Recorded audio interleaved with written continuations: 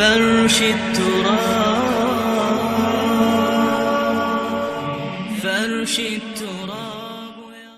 حضرت انس بن مالک رضی اللہ تعالیٰ عنہ آپ سے روایت ہے، فرماتے ہیں اریدت الجمعۃ علی رسول اللہ صلی اللہ علیہ وسلم جاءہ بہا جبریل علیہ السلام فی کفہ کالمرآۃ البیضاء فی وسطہا کالنقطۃ السوداء.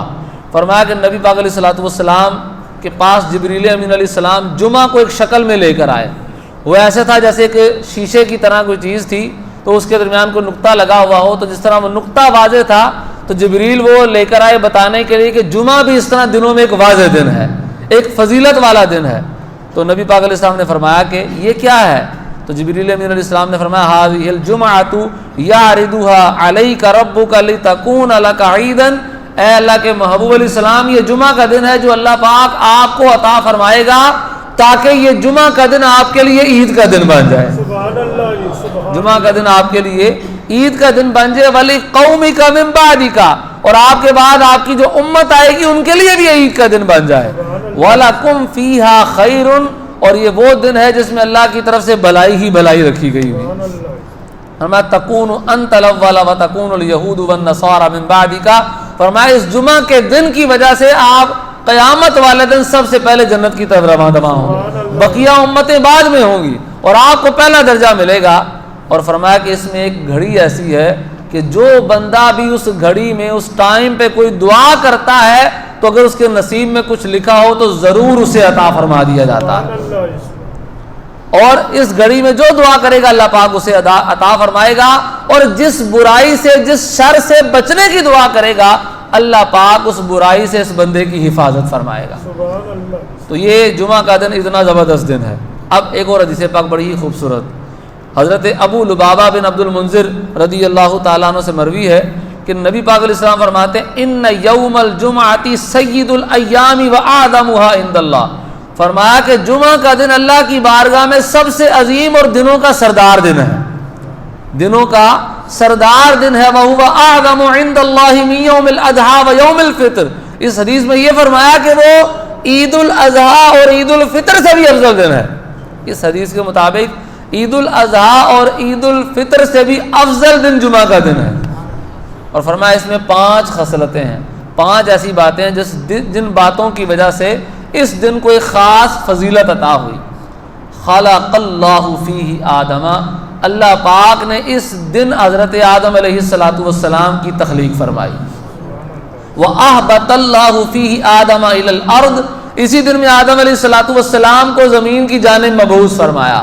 وَفِيهِ تَوَفَّى اللَّهُ آدَمَ، اور اسی میں اللہ پاک نے آدم علیہ السلام کو وفات عطا فرمائی.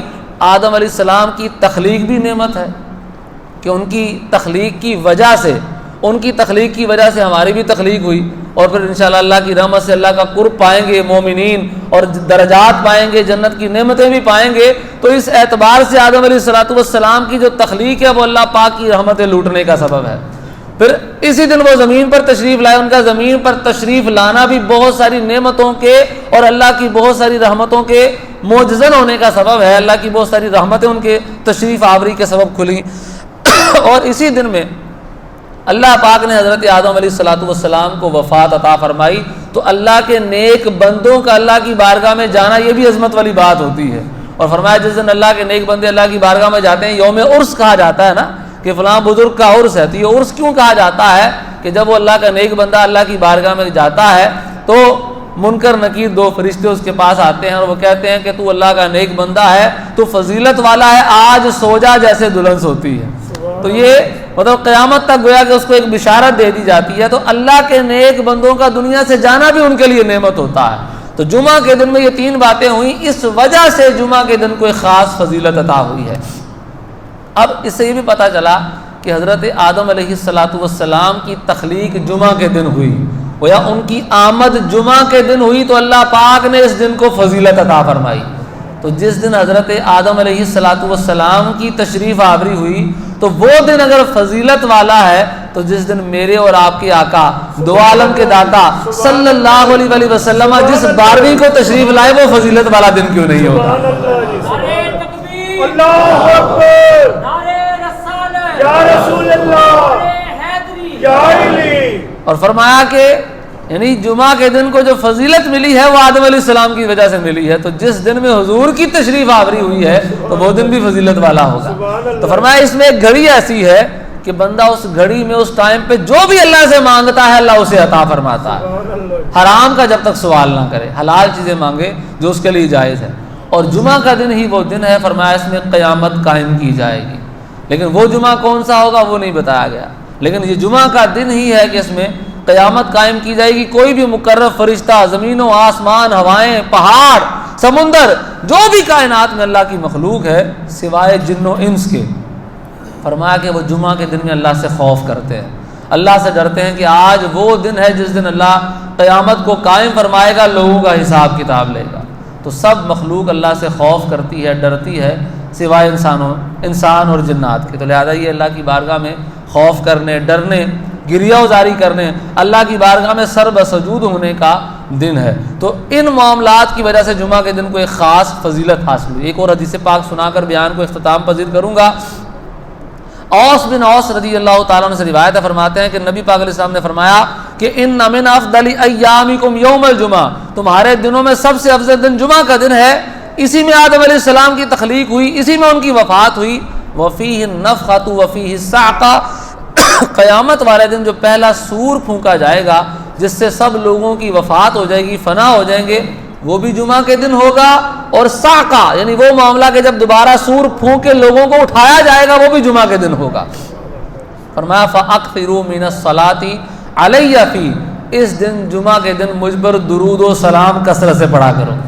یہ وجہ ہے کہ جمعہ کی نماز کے بعد اہل سنت و جماعت عاشقوں کا یہ معمول ہے کہ اسپیشل اس دن جمعہ والے دن جمعہ کی نماز کے بعد باقاعدہ کھڑے ہو کر حضور پر درود و سلام پڑھا جاتا ہے۔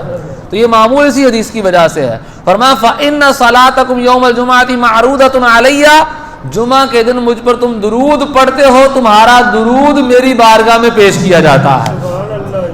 اچھا، اب صحابہ کرام علیہم رضوان نے عرض کی یا رسول اللہ صلی اللہ تعالی علیہ وسلم وَكَيْفَ تُعْرَضُ صَلَاتُنَا عَلَيْكَ وَقَدْ أَرَمْتَ، حضور جب آپ کی وفات ظاہری ہو جائے گی پھر آپ پر ہمارا پڑھا ہوا درود کیسے پیش کیا جائے گا؟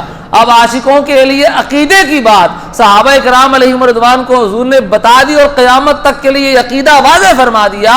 فرمایا کہ ان اللہ عز وجل حرم علی الارض ان تاکل اجساد الانبیاء فنبی اللہ حی یرزق، اے میرے صحابہ، انبیاء کا معاملہ اور لوگوں سے جدا کھانا ہوتا ہے، اور لوگ اگر مر جائیں تو مٹی میں مل جاتے ہیں، ان کے جسم سلامت نہیں رہتے، لیکن اللہ کے نبیوں کو اللہ نے یہ شان عطا فرمائی ہے کہ وہ دنیا سے جاتے ہیں، جب قبر کی مٹی ان کے ساتھ لگتی ہے تو اس کی یہ جرأت نہیں ہوتی کہ وہ انبیاء کے جسموں کو کھائے۔ فرمایا اللہ نے زمین پر اللہ کے نبیوں کے جسموں کا کھانا حرام فرما دیا ہے۔ اللہ کا نبی زندہ بھی ہوتا ہے، اسے رزق بھی دیا جاتا ہے۔ سبحان اللہ جی، سبحان اللہ جی۔ تو جب اللہ کا نبی زندہ ہے تو کیوں نہ پھر یا رسول اللہ کہہ کے پکارا جائے۔ تو یہ صحابہ کو عقیدہ بیان کر دیا کہ تمہارا درود میری بارگاہ میں میری وفات ظاہری کے بعد بھی پیش کیا جائے گا۔ یہ نہ سمجھنا کہ تم درود پڑھتے ہو میں سنتا نہیں ہوں، تم درود پڑھتے ہو میں سنتا بھی ہوں اور جواب بھی عطا فرماتا ہوں۔ اس لیے کسی نے کیا خوب کہا کہ ہم یہاں سے پڑھیں وہ مدینے سنیں، ہم یہاں سے پڑھیں وہ مدینے سنیں، ان کی اعلیٰ سماعت پہ لاکھوں سلام، اور دور و نزدیک کے سننے والے وہ کان لالے کرامت پہ لاکھوں سلام۔ اللہ پاک کی بارگاہ میں دعا ہے کہ اللہ پاک اس دن کی ہمیں قدر کی توفیق عطا فرمائے۔